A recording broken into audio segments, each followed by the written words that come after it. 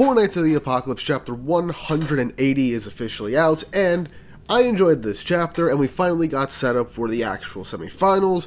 The Isolde's match ended a lot quicker than I thought.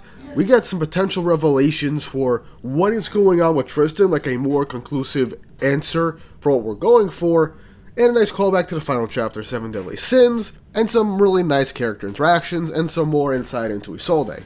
Before we jump into things, don't forget to like and subscribe and hit the notification bell for updates on future videos. Really helps me, shows you guys enjoy the content I make here on the channel and shows you want to see more. And if you want to see me talk about a whole bunch of different manga, go and check out my manga podcast, Shonen Pulse, over the Panel Focus YouTube channel, where me, Nox, and Yatogami talk about 9 separate manga from 3 different magazines, in depth and in detail. It's a lot of fun. I think you guys would really enjoy it. And if you have the time, go and check out my second channel, GW Comics, where I talk about comic books from Marvel, DC, and other comic book publishers and different comic book lines. It's a bit of a personal passion project, and I would really appreciate a subscribe from there. A link to both channels will be in the title card and the description down below. Now, with all that said and done, let's jump right into the chapter. It's chapter 180 of Four Nights of the Apocalypse, titled Pelio vs. Isolde. Cover image is Isolde. Look, I'm just going to say this again. Nakama knows what he's doing by drawing Isolde like this. Tristan, you are fumbling the bag harder than anybody. I'm sorry, but you really got to lock in and snap back into yourself right now. But the entire community simping over this one image aside, the chapter begins with the aftermath of Tristan versus Keon, as the announcer says that Tristan had an overwhelming show of victory, as we see both competitors walk off the ring, with Keon crying. As Percival and Donnie are asking what's going on, Keon, with an really ugly crying face, just says that he knew Tristan was still in there. Despite him doing all that and despite him forgetting, he still saved him. And so he knew he had to get his memories back, but he was still so horrible to him at the end of the day. But they realized that his memories might be gone, but he's still the same kind prince that he is deep down. But Donnie still mentions that's all well and good, but his mind's still wiped, isn't it? Tristan stares up at the stands where the other Isolde was, as he's wondering where she is. He jumps up, goes to stands, looking for her, saying that he won, and then he sees her passed out on Edlin's lap, as he's wondering what happened. Edlin says she fainted after Tristan got ran through from Keon's previous attack with the Earth Spirits, which, yeah, makes sense, and she did not see him win the fight whatsoever. And Tristan is like, oh, you two looked after her this entire time? How can I ever repay you? With just this jovial look of glee on his side. As Edlin's like, wait, Donnie's gang told me Tristan lost his memories. But then Boris just says, wait, aren't you Prince Tristan? As Tristan is confused by Prince? Me? Look, like Tristan, like you haven't been asked this and basically referred to this by literally everybody else that you've met in the last couple of days. But whatever. Boris reveals that he knew it was him, because apparently he was at Tristan's 10th birthday party 8 years ago, which is a nice callback to the final chapter of 7 Deadly Sins, where we first see Tristan as a kid, and all the sins together, and Leon is celebrating his birthday for some grand, big birthday celebration with the entire kingdom. And Boris admitting that he only really went all those years ago because he wanted to get a look at the 7 Deadly Sins. And Tristan is confused when he hears the words Leonis and 7 Deadly Sins, as the other Isolde is beginning to wake up, as Boris is being like, oh man, what a sight from what we've seen, until Edlin just elbows him in the gut and puts him in a chokehold, saying, you idiot, we were warned not to agitate Prince Tristan if we ran into him. He's wary of everybody. As then, the second Isolde ends up waking up and looks at Tristan. Until then, the crowd roars as the next fight begins, as the actual Isolde and Pelio make it to the arena for their face-off. As Tristan wonders, wait, another Isolde? Why does my heart speed up when I see her? As we get a close-up of Isolde's face. Now, two things. One, does this mean that Tristan either actively forgot every time that he's interacted with with the actual Isolde and just forgot her name? Or is this the first time he actually heard the name Isolde referring to her? Also, this is a nice little nod to what might actually be happening with Tristan, and I'll get into that a bit later towards the end of the chapter once we get a bit more information. The second Isolde is looking at Tristan, and then she begins to feel pain. She's not feeling well now due to her unique condition. And so Edlin ends up saying, I know an apothecary friend of mine, let's go have her looked at by them, as seemingly he's going to take her to Nasiens, and the actual fight between Pelio and Isolde begin. Pelio ends up stating, to be honest, Isolde, it doesn't really matter which of us wins. What'll it be? If you're not prepared to fight Prince Tristan, you can just give me the victory right now. Isolde's kind of hesitant, and she's like, I'm not sure if I'm prepared or not really. Even putting aside the question of whether we can bring Prince Tristan's memories back, what should I do, Pelio?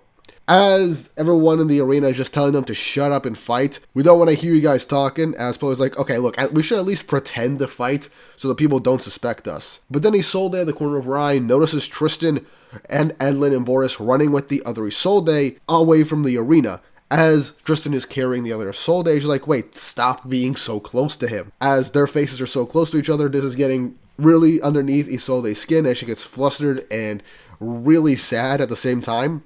As she screams, stop it now, her magic just begins to just bubble out from her, and without even really meaning to, she accidentally unleashes a giant swarm of bombs from her magical energy, from her love bomb ability, even around Pelio, and then we get a massive 2-page spread as this just engulfs the arena around her in just this barrage of massively huge and destructive explosions. Much to everybody's shock, even Isolde, as she didn't even realize this until the aftermath happened. Which, honestly, look, Isolde's bomb ability is really strong. We need to accept that, because even though it's not the strongest ability out there, with enough of it, and with her strong enough feelings, it can do pretty well. I mean, she was able to injure a fused commandment, and she managed to actually knock down the Testament Beast, which was 6 of the, I forgot the name of Zeldris' personal guards in the Demon Realm arc, but they were all fused together, and with how fusion works in the 7 Deadly Sins verse, even with Chaos Power infusing it, it's still a really good feat for just Isolde to do that by knocking them down with her sheer explosive power alone. And that was pretty time skip, even though it wasn't full-on real injuries, it was still able to knock it down.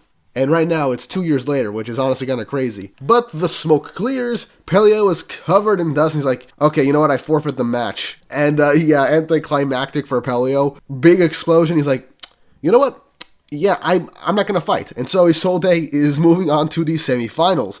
As Isolde is apologizing to Pelio, and the crowd is booing for the fight being over in an instant. And Pelio says, whether you meant to do this or not, you actually have your answer right now to keep on fighting. And so with that, he pats her on the back saying, just try throwing that stuff at him next time. Not me, okay? You can count me out of this lover spat. As the crowd is just booing at Pelio, he's like, can you guys just shut the hell up? And I just love the image of Boris just saying, you gotta show off for us just a little bit, Pelio. And Pelio ain't having anything from Boris of all people, and I find that hilarious. But yeah, honestly, I kind of find it funny that out of all the matches, Isolde's was the one that just lasted like 2 pages, which I'm fine with. This gets us straight into the semifinals like right off the gate, and I do feel like this was definitely one of the fights that didn't really need to be a full chapter long, because it's like between 2 friendly characters, 2 friends in this instance, so it makes sense, and I'm fine with it actually,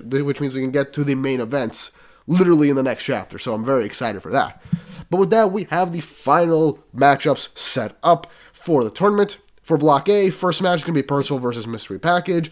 Second match of Block A is going to be Nasiens against Yordra. And then we get the Block B, Gawain versus Balin, and Tristan versus Isolde, or Tantris versus Isolde. So we got everything fully set up, and we're going to start going right into these semifinal matchups. Things are going to get really exciting. We then catch up with Hauser as he's fully healed thanks to Percival, and he meets up with Pelio. As they're like, look at us. We're leaders from the Leonis Holy Knights, and we both ended up losing in the very first round of the actual tournament. As Hauser goes on to say, by the way, why did you let Isolde win instead of fighting it out? As Pelio says, because neither me nor her are capable of beating Prince Tristan. The question is, how will make him regain his memories? If we have any chance of that at all, I suppose we're gonna have to bet on the power of love or something. Which, honestly, that would be really cheesy, and I honestly would kind of find that pretty perfect for these 2 characters as a whole.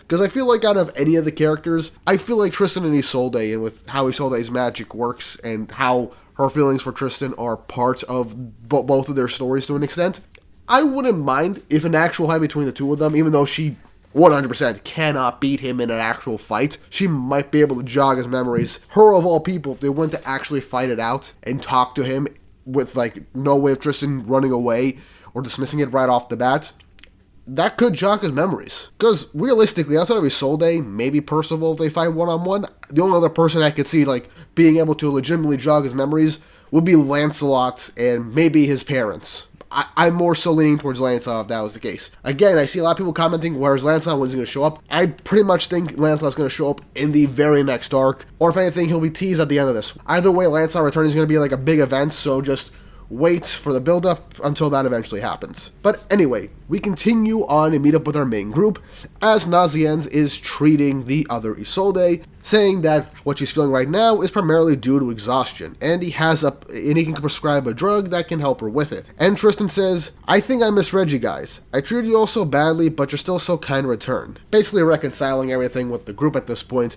and Nasiens basically just gives the drug to Tristan to give to the other Isolde. As Tristan thanks them, him and the other Isolde walk off, as Donnie kind of says, nothing serious, huh? I'm sure glad for that, referring to the other Isolde, and then On blows up at everybody saying, don't be glad about this. Donnie tries to be like, come on, Edlin was the one that brought them here, as, yeah, that's kind of true and that's kind of hilarious, but On keeps blowing off at them saying, what do you guys want from me? You brought them right here where Isolde could see them. And why give her medication if it was just exhaustion anyway, referring to Nasiens, with Keon agreeing. Okay, I'm slowly liking Keon now post-time skip. And I'm referring to him by his actual name. What is wrong with me? Because this was actually kind of funny. But, Percival does say, you spotted something? As Nasiens says, well, it really was the best treatment for physical exhaustion, but then Nasiens and Gawain noticed what was actually going on with the other Isolde. Her symptoms are exhaustion from spending a massive amount of magical energy, and everything seems to be putting the pieces together towards the end of this chapter. As we cut back to Tristan and the other Isolde as they are resting in presumably a room in the arena where they're just sitting down and relaxing. As Tristan says, man, they were pretty nice, weren't they? With the other Isolde being like, yes, but promise me you won't fight like that again. But instead of promising her that he won't, like I would assume he would have said, he says, You know Isolde. Who am I anyway? As the last page of the chapter is Tristan getting serious with a concerned secondary Isolde looking straight at him, ending the chapter. So, based on the context of what Nasiens and Gawain came up with Tristan having his heart race when he saw the actual Isolde, this all points to the fact that, mainly with that massive exhaustion due to mass use of magic energy, this all seems to be leading up to the case that the secondary Isolde is the one for Tristan's whole memory loss in the first place. Now, this has actually been pretty common ever since her introduction, and ever since we got back to Tristan. This has been in the comments for a long time, and this wasn't something I was going to dismiss. This was the most likely option, and I honestly don't mind it. But what I want to see is the reasoning for why this Isolde is doing this to Tristan, because from what I can gather from this, it's very possible that the secondary Isolde is taking advantage of Tristan's actual feelings for the real Isolde and using that to turn him into her own personal knight and to have him project his feelings onto her for some reason, perhaps some sort of case of self-fulfillment. Maybe she lost somebody she cared about and Tristan was there to fill the void, and by constantly using this magic, Tristan won't be able to remember his past, and so he'll stay with her for a long, long time. And with the fact that the Mael sword is nowhere in sight with Tristan in any of his blades, would also mean that he is very vulnerable to mental manipulation and mental magic, so this would make even more sense. So I'm curious to see if that is the case, and the real reason why this Isolde is doing so. But with that mystery seemingly beginning to be solved, or we might actually have our full-on answer right now, and Tristan right now fully questioning who he is and is asking this Isolde flat out, he might be starting to slowly piece the pieces together, and maybe we'll see this other Isolde just double down on her memory manipulation magic for what she's doing to Tristan, which could end up making things worse. And I also like that Isolde's match kind of comedically ended in a pretty bombastic way in an instant, and I find that fun. But now we're in the semifinals, we have all our matchups, and I cannot wait to see how things are going to play out. I feel like Percival's fight against Dubs, who is Mystery Package, if anyone forgot, is probably just going to be the debut of his Sacred Treasure weapon, similar to what he did with Dondi's fight to showcase the rest of Team Percival's own Sacred Treasure class weapons. So I feel like that'd be really, really cool, and then Mystery Package per dubs will just forfeit the match or take a dive, for all we know. That'd be pretty cool, because that fight could end up lasting maybe 1.5 chapters at the minimum, is my guess. And every other fight is going to be 2 to 3 chapters, mainly Gawain and Balin. That fight has to be at least 2 to 3 chapters, I'm begging you, Nakaba. But yeah, either way, really great chapter, I enjoyed it, and I cannot wait to see how things play out with future installments, and how this big mystery with Tristan and the secondary Isolde is gonna be revealed and fully fleshed out. But what did you guys think of this chapter? Leave your thoughts in the comments section down below, and how do you feel things are going to progress further? And what was your favorite moment from this chapter? Let me know. And if you haven't already, once more, like and subscribe and hit the notification bell for updates on future videos. Really helps, and it shows you guys enjoy the content I make here on the channel and shows you want to see more. And with all that said and done, I hope you all have an awesome day.